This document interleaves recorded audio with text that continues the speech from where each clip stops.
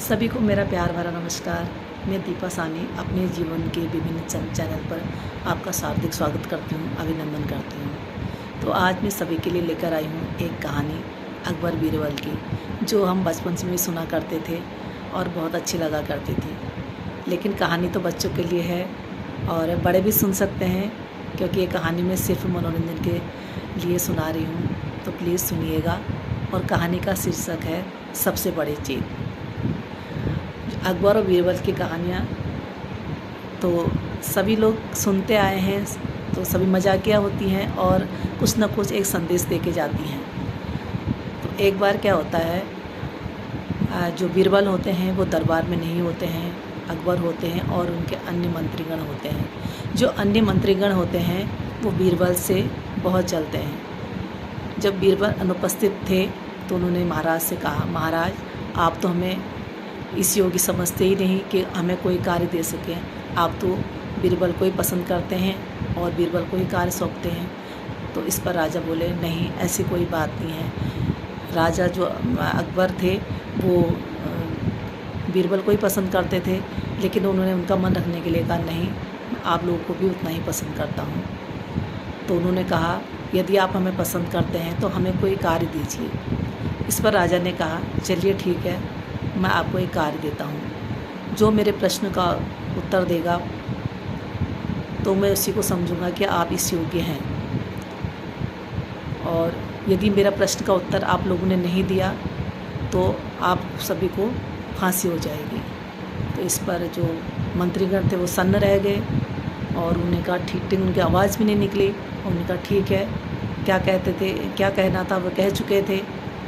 तो उन्होंने मंत्रीगणों से कहा कि आप जाइए और मेरे प्रश्न का उत्तर ढूंढ के लाइए। मंत्रीगण चले गए, दरबार से चले गए बाहर। जो वहाँ की जो प्रजा थी और जो गांव था वहाँ चले गए, और वहाँ जो है उन्होंने इस प्रश्न का तो एक जो पहला बोला कि सबसे बड़ी चीज़ तो भगवान होता है। तो दूसरे ने कहा, नहीं भगवान नहीं होता, सबसे बड़ी चीज़ तो भूख होती है। तो तीसरा बोला, नहीं भगवान किसी ने देखा नहीं है और भूख कभी मिटती नहीं, तो इसमें तो होता ही नहीं है कुछ भी। तो जो समय था, जो उनको समय दिया गया था टाइम से, उस ज़माने में मोहलत कहा जाता था, वो निकला जा रहा था और उनका डर जो है बढ़ता जा रहा था, क्योंकि जो उनके जो प्रश्न था उसका उत्तर उन्हें नहीं मिल पाया था। वो परेशान हो गए और लास्ट में अंत में वो फिर बीरबल के पास गए और बीरबल को सारी कहानी बताई। बीरबल पहले से ही परिचित थे, क्योंकि राजा अकबर ने उन्हें पहले ही बता दिया था इस बारे में। तो बीरबल ने कहा, मैं आपकी ज़रूर सहायता करूँगा, लेकिन मैं जैसा कहूँगा आपको वैसा ही करना पड़ेगा। तो मंत्रीगण राजी हो गए। तो उन्होंने कहा, दूसरे दिन बीरबल ने एक पालकी मंगवाई और दो जो मंत्रीगण थे उनसे कहा कि पालकी उठाओ। एक को अपना हुक्का पकड़ा दिया और एक को कहा कि आप मेरे जूते पकड़ो, और ख़ुद जो है पालकी में बैठ गए और कहा, चलिए हमें दरबार में ले चलिए। तो मंत्रीगण जो है बीरबल को पालकी में बैठा कर दरबार में ले गए।